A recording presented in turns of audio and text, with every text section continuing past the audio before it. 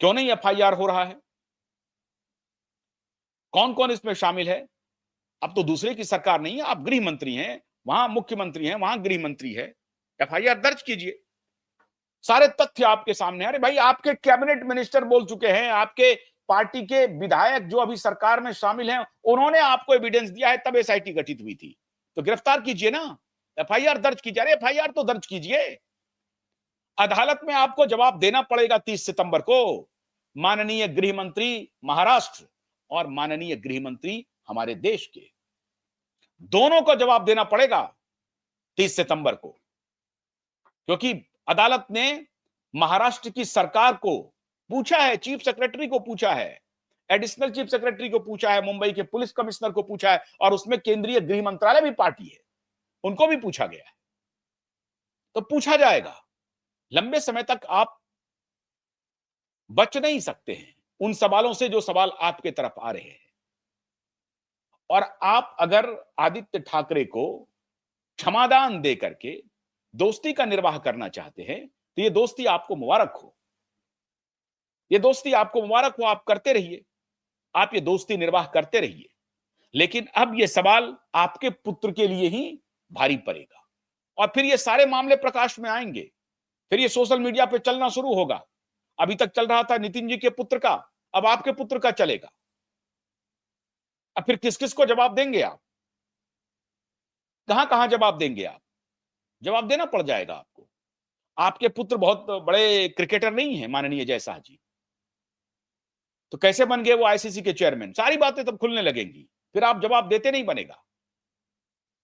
तो इसलिए मैं कहता हूं कि कुछ तो प्रकृति के साथ चलना भी सीखिए, कुछ ऐसे सवाल को सुनना सीखिए, कुछ ऐसे सवाल को आत्मसात करना सीखिए, लेना सीखिए, जो जनता के जायज सवाल है। राजनीति में हैं आप, तो राजनीतिक शुचिता की बात कीजिए। और आप राजनीतिक शुचिता की बात कर रहे थे अभी कुछ दिन पहले तक, सदन में कर रहे थे आप राजनीतिक शुचिता की बात। अभी जो विधेयक आप लाए हैं राजनीतिक शुचिता के लिए लाए हैं, कि भ्रष्टाचार में शामिल होने के बाद आप पद पे बने नहीं रहेंगे। बड़ी बड़ी बातें हुई हैं, और पार्लियामेंट में जनतंत्र के मंदिर में बड़ी बड़ी बातें हुई है। शुचिता की राजनीति होनी चाहिए। ये कौन सी शुचिता की राजनीति है? तो ये सवाल आपसे बनता है। और आपकी पार्टी का ऑफिशियल स्टैंड रहा है जब आप अपोजिशन में रहे हैं कि हम पाकिस्तान से क्रिकेट नहीं खेलेंगे, और उस वक्त आप शिवसेना के साथ खड़े होते थे। आज शिवसेना आपके खिलाफ खड़ी है, उद्धव। असली शिवसेना तो आपके साथ है। लेकिन आप एक बात जानिए, मैं अपने दर्शकों से ये अपील करता हूं कि आप मुझे इतना हौसला दीजिए, इतनी शक्ति दीजिए कि क्यूआई नेटवर्क डंके की चोट पर सर्वशक्तिमान से भी मजबूती के साथ सवाल पूछता रहे, पूछता रहे, और किसी के सामने गिड़गिड़ाए नहीं, डरे नहीं। चाहे वो नरेंद्र मोदी ही क्यों ना हो, चाहे वो ट्रंप ही क्यों ना हो, किसी के सामने नहीं। चाहे वो अदालत ही क्यों ना हो, असत्य है तो वो सवाल जरूर पूछे जाने चाहिए। और ये सवाल महत्वपूर्ण है। बस एक ही गलत बात है कि आदित्य ठाकरे ने उठा दिया है। ये सवाल तो पूछे जाएंगे, और ये सवाल जायज है कि ऑपरेशन सिंदूर कंटिन्यू है, ऑपरेशन सिंदूर बंद नहीं हुआ है। ये भारत सरकार का ऑफिशियल स्टैंड है। हमारे प्रतिनिधि अलग अलग जगहों पे पूरी दुनिया में पाकिस्तान को एक्सपोज कर रहे हैं, तो हम पाकिस्तान के साथ क्रिकेट क्यों खेल रहे हैं? देखिए, सर्वजन हिताय सर्वजन सुखाय लोका समस्ता सुखिनो भवन्तु, ये अभी कुछ रेफरेंस में थोड़ा सा कई बार रुकना पड़ता है। सर्वे भवन्तु सुखिनः सर्वे सन्तु निरामया नहीं चलेगा। सर्वे भद्राणि पश्यन्तु मां कश्चित् दुख भाग भवेत् नहीं चलेगा पाकिस्तान के रेफरेंस में। यह आपने करके देख लिया है, कई बार करके देखा है, नहीं चलेगा। पाकिस्तान वो भाषा जानता नहीं है, पाकिस्तान दूसरी भाषा को ही जानता है। फिर पाकिस्तान के साथ आप उस भाषा का इस्तेमाल क्यों कर रहे हैं? वो स्पोर्ट्समैन स्पिरिट में पाकिस्तान यकीन नहीं करता है। अरे पाकिस्तान का क्रिकेटर राजनीति में आकर के आग उगल रहा है। पाकिस्तान का एक्स प्राइम मिनिस्टर जो खुद अब जेल में ऐसी तहसी करवा रहा है छोड़ दीजिए, इतनी गंदी गंदी बातें हो रही हैं इमरान खान के साथ जिसकी आप कल्पना नहीं कर सकते। और ये मौलाना मुनीर जो हैं उनके साथ और उनकी पत्नी के साथ किस प्रकार का दुर्व्यवहार हो रहा है पूरी दुनिया जानती है। वो भी क्रिकेटर हैं, लेकिन वो इमरान खान भी भारत के खिलाफ आग उगलते हैं। तो ये उनका डीएनए है।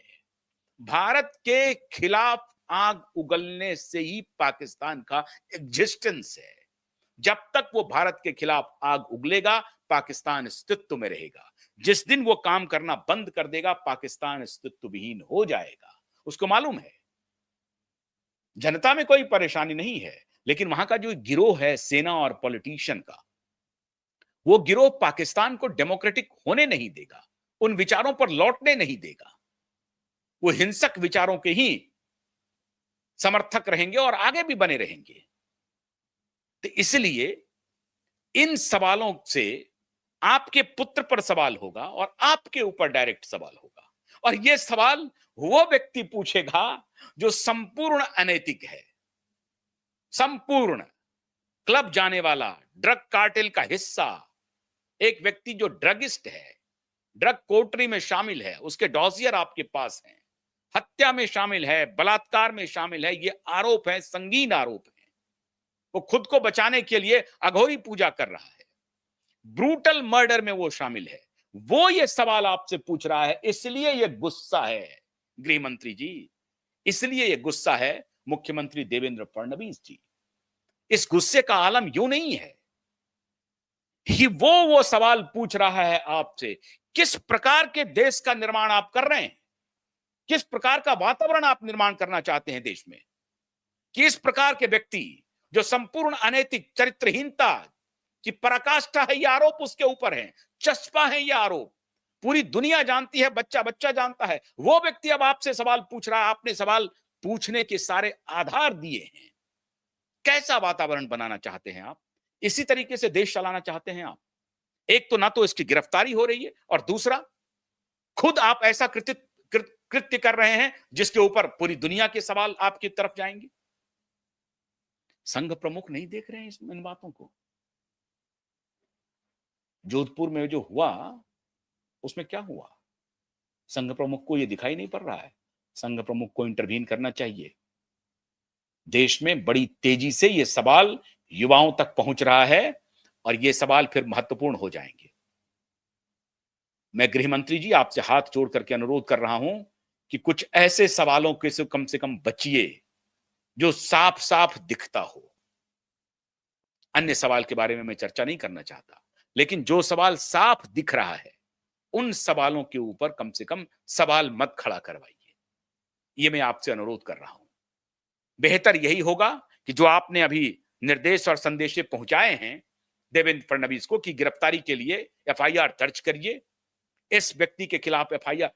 दिशा के पिता दर दर भटक रहे हैं, एक होपलेस फादर, एक होपलेस मदर दर दर भटक रहे हैं न्याय के लिए। इतने गरीब हैं वो, पूरे एसएसआर वॉरियर उनको मदद करते हैं, उनका परिवार चल रहा है। उनके लिए कोई पीड़ा आपके मन में नहीं है? ये आदेश दीजिए कि ये जो अनैतिक व्यक्ति है जो आपको सरमन दे रहा है, और सरमन देने के आपने आधार दिए हैं,